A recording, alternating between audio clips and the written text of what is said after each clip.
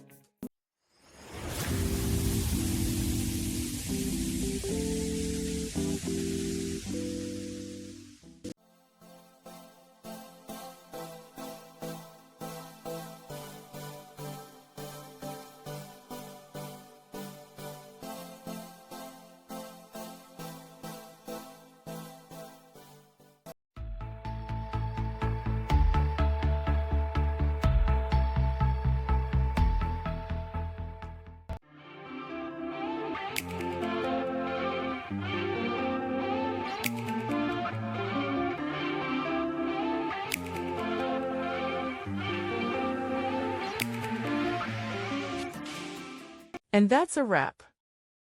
I hope you found the answer you were looking for. If you did, take a second to hit that subscribe button. It really helps out. And let me know in the comments which solution worked best for you. See you next time in the debug zone.